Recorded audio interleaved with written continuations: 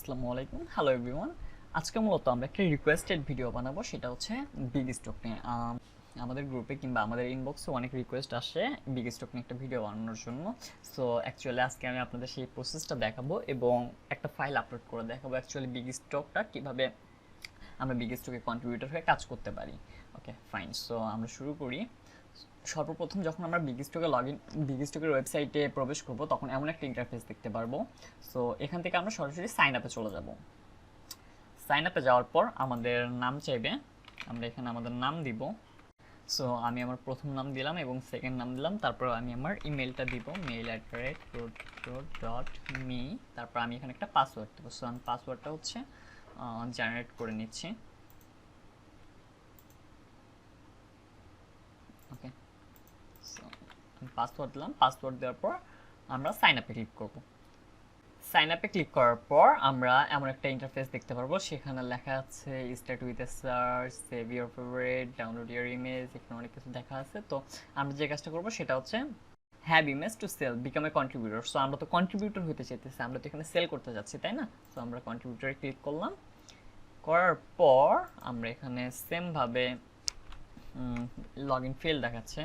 So আমরা এই কাজটা আবার করব, সেটা হচ্ছে আমি আমার ইমেল দিলাম, সাথে পাসওয়ার্ডটাও দিয়ে দিই। এখান থেকে লগ ইন দিলাম, সেট পাসওয়ার্ড। ওকে, সো আমরা আবার লগ ইন করে ফেলি। ওকে, সো আমাদের লগ ইন কমপ্লিট। হ্যাঁ, আমাদের লগ ইন করার পর এবার হচ্ছে আমাদের একটা কন্ট্রিবিউটর অ্যাকাউন্ট খুলতে হবে, তাই না? সো কন্ট্রিবিউটর অ্যাকাউন্টের জন্য আমরা যে কাজটা করতে পারি, সেল ইমেজ আছে, সেল ইমেজে ক্লিক করলাম। করার পর আমরা এখানে কিছু নিয়ম দেখাবে, যেরকম হচ্ছে ধরেন আপলোডিংয়ে যাই, আপলোডিং ইমেজে যাওয়ার পর আমার প্রোফাইল নেম কি দেখাবে, প্রোফাইল নেম দিলাম রুদ্র দেখা। সো এটা হচ্ছে আপনার প্রোফাইল নেম, মানে আপনি যখন বিগ স্টক কিংবা অন্য জায়গায় একটা অ্যাকাউন্ট করবেন তখন আপনি এই প্রোফাইল নেম যেটা দেখাবে, এখানে আমি সেটা দেখালাম। So become a contributor. আমরা বিকাম এ কন্ট্রিবিউটর হওয়ার পর এখানে আমাদের বিভিন্ন ধরনের যে নিয়ম নীতি আছে সেই নিয়ম নীতিগুলো পড়লাম। পড়ার পর নেক্সট পেজ, আপনি একটু পড়ে নেবেন, আমার অলরেডি পড়া আছে। সো তারপর আবারও নেক্সট পেজ। সো এখানে আমাদের টোটাল 15টা কোয়েশ্চেন অ্যান্সার দিতে হবে। সো আমি এখান থেকে কোয়েশ্চেন অ্যান্সারগুলো দিয়ে আপনারা একটু দেখেন। সো আপনাদের পরবর্তীতে এই জিনিসগুলো বুঝতে সুবিধা হবে। প্রথমটা ট্রু হবে, দ্বিতীয়টা ফলস হবে, তৃতীয়টাও ফলস হবে, চতুর্থটা ফলস হবে, পঞ্চম নাম্বারটা হবে, 6 নাম্বারটা ফলস হবে, 7 নাম্বারটা, আচ্ছা 6 নাম্বারটা ফলস হবে, হ্যাঁ 7 নাম্বারটাও হচ্ছে ফলস হবে, 8 নাম্বারটা আমাদের ট্রু হবে, 9 নাম্বারটা ট্রু হবে, 10 নাম্বারটাও ট্রু হবে, 11 নাম্বারটা ট্রু হবে, 12 নাম্বারটাও ট্রু হবে, 13 নাম্বারটা ফলস হবে, 14 নাম্বারটা হচ্ছে ট্রু হবে, আর পঞ্চম নাম্বারটা ট্রু হবে। ওকে, সো আমরা কি করলাম, কোয়েশ্চেন অ্যান্ড অ্যান্সার দিয়ে দিলাম। আপনারা যখন কোয়েশ্চেন অ্যান্ড অ্যান্সার দিবেন তখন খুব ভালোভাবে পড়ে বুঝে তারপরে দেওয়ার চেষ্টা করবেন। হ্যাঁ, কমপ্লিট কুইজ। ওকে, সো আমাদের কন্ট্রিবিউটর অ্যাকাউন্ট অলরেডি ওপেন হয়ে গেছে। এবার আমরা একটা কাজ করব, সেটা হচ্ছে আমরা ফাইল আপলোড দেব। আমরা তো কন্ট্রিবিউটর অ্যাকাউন্ট খুললাম ফাইল আপলোড দেওয়ার জন্য, তাই না? স্টার্ট আপলোডিংয়ে গেলাম, যাওয়ার পর আমি সব কিছুতেই অ্যাগ্রি দিয়ে দিই। আমরা এগুলো পড়ে ফেলছি অলরেডি। সো এখানে আমরা কি কি নিয়মে ফাইল আপলোড দিতে পারবো, এই নিয়মগুলো লেখা আছে, আপনারা একটু কষ্ট করে পড়ে নেবেন। আমি বারবার রিপিট করতেছি, আপনারা পড়ে নেবেন। পড়ে নেওয়ার ফলে আপনারা অনেক কনফিউশন থেকে দূরে থাকবেন, আপনাদের অনেক কিছুই জানা হয়ে যাবে। সো আই অ্যাগ্রি দিয়ে দিলাম। সো আমাদের মোটামুটি সব কিছু কমপ্লিট। এবার আমরা ফাইল আপলোড করব। Well this is unfortunate wasn't found. আচ্ছা সমস্যা নেই, আমি আপলোড ইমেজে গেলাম। এখান থেকে যাওয়ার পর দেখেন আমি এখান থেকে সরাসরি আপলোড ইমেজে গেলাম। যাওয়ার পর এখানে ব্রাউজ। সো এখান থেকে আমরা কি করব, এআই ফাইলটা সিলেক্ট করব। ওকে ফাইন, সো আমি হচ্ছে একটা ফাইল রেডি করি। আপনাদের ফাইল রেডি যে প্রসেসটা সেটাও আমি দেখা দিচ্ছি। আমরা সবসময় চেষ্টা করব যেটা একদম স্ট্যান্ডার্ড সাইজ, সেটা হচ্ছে 2000 pixel by 2000 pixel, 2000 by 2000 pixel হয়ে গেল। সো ক্রিয়েট, ক্রিয়েটে ক্লিক করলাম, করার পর আমরা একটা আর্টবোর্ড নিয়ে নিলাম। আমরা এখান থেকে স্টকটা করে দিই, আমরা এখানে একটা ব্যাকগ্রাউন্ড নিয়ে নিই, পুরোটা জুড়ে একটা ব্যাকগ্রাউন্ড নিয়ে নিব।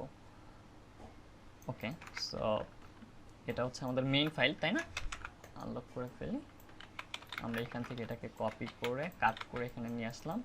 ব্যাকগ্রাউন্ড কালার আমাদের এটা ছিল, আমরা এটা দিয়ে দিলাম, আনগ্রুপ করে ফেললাম, আমাদের মেইন ডিজাইনটাকে ধরলাম, ধরার পর আমরা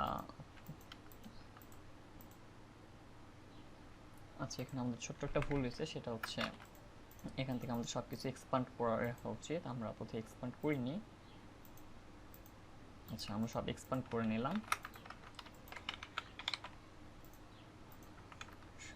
এক্সপান্ড করে ঠিক আছে।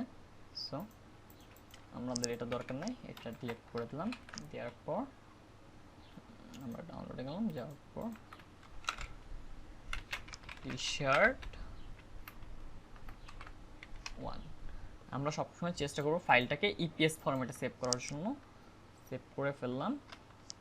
আর এখান থেকে আমরা সিসি রাখতে পারি, সম্ভবত সিসি তারা সাপোর্ট করে কিনা জানা নেই।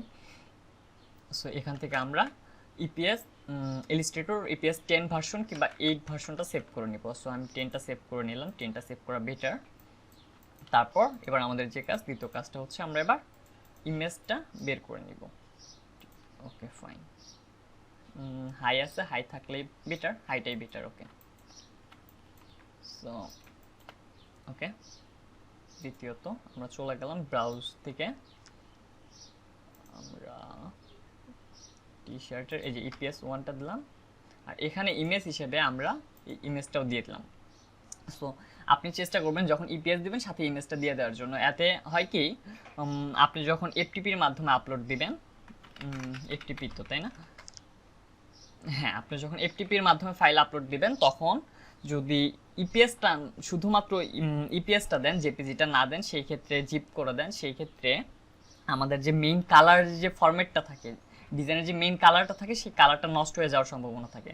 সো আমরা এই রিস্কটা নিব না, আমরা সরাসরি ব্রাউজ থেকে একটা ইপিএস নিলাম, সাথে একটা জেপিজি নিয়ে নিলাম সেম। নেওয়ার পর আপলোড ইমেজে ক্লিক করলাম।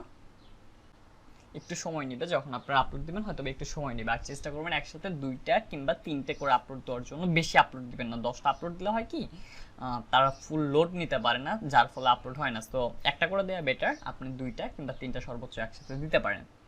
ওকে ফাইন, সো আমরা তারপর এরকম একটা ইন্টারফেস দেখতে পারবো, আপনি চাইলে রিফ্রেশ নিতে পারেন। রিফ্রেশ দিয়ে নিলাম, তারপর আমাদের এই যে মেইন ডিজাইনটা এখানে দেখা গেল। এবার আমাদের কাজ হচ্ছে টাইটেল এবং ট্যাগটাকে বসানো। সো আমরা এডিটে ক্লিক করলাম। আচ্ছা আগে ইমেজটাকে সিলেক্ট করতে হবে, দুঃখিত, আগে ইমেজটাকে সিলেক্ট করে তারপর এডিটে ক্লিক করবেন। করার পর আমাদের ফাইলটা লোডিং হচ্ছে। ওকে, এখানে আসলো ডেসক্রিপশন। ডেসক্রিপশন বলতে এখানে বোঝানো হচ্ছে আপনার টাইটেলটাকে। সো আমরা টাইটেল হিসেবে কি দিব,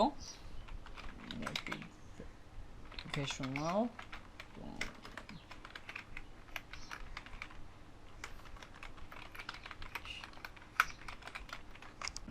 সো আমরা যখন টাইটেলটা দেব তখন একটা জিনিস খেয়াল রাখবো, এখানে মিনিমাম 7টা শব্দ ব্যবহার করতে হবে। 1টা 2টা 3টা 4টা 5টা 6টা, আমার 6টা শব্দ হয়েছে। আমাদের আরেকটা শব্দ খুঁজে বের করতে হবে, motivational graphical element design. Okay, so আমরা আরেকটা কি করতে পারি, স্টকে যাওয়ার পর টি-শার্ট ডিজাইন লিখে সার্চ করি, মোটিভেশনাল টি-শার্ট ডিজাইন লিখে সার্চ করার পর আমরা এখান থেকে দেখতে চেষ্টা করি কিছু একটা কালেক্ট করার জন্য। লেটারিং, আচ্ছা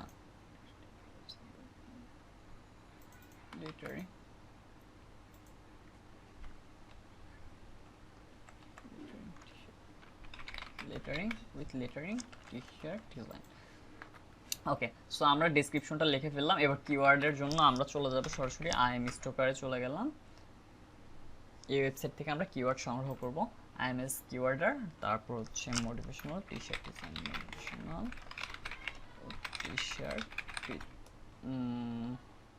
এটা চলে আসলো কেন, আবার লিখি মোটিভেশনাল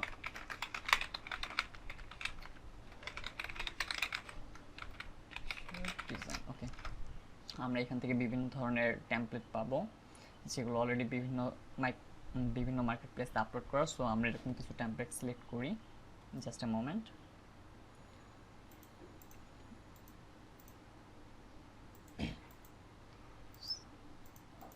আমরা টেমপ্লেটগুলো সিলেক্ট করলাম, করার পর এখান থেকে আমরা 25টা কিওয়ার্ড নিয়ে আপনি আপনার মতো করে নিয়ে নেবেন। সো তারপর আমি এখান থেকে দেখি কতগুলো।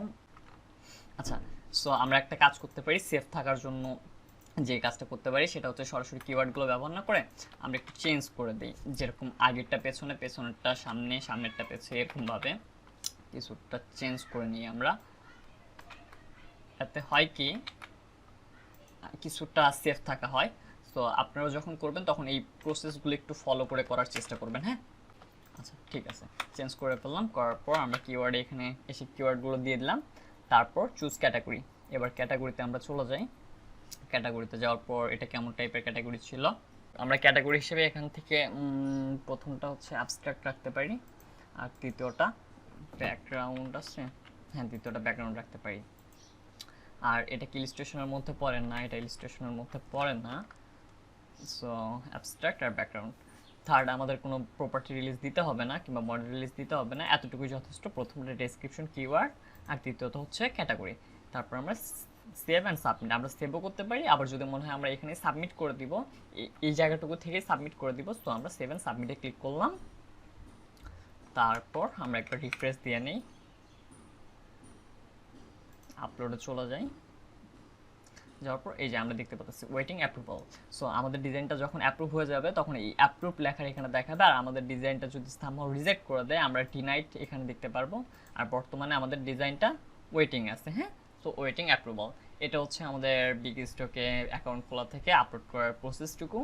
সো থ্যাংক ইউ এভরিওয়ান, সবাই ভালো থাকবেন। আর যদি কেউ সাবস্ক্রাইব না করেন সাবস্ক্রাইব করবেন, আমি চেষ্টা করবো রেগুলার ভিডিও আপলোড করার জন্য। ধন্যবাদ সবাইকে।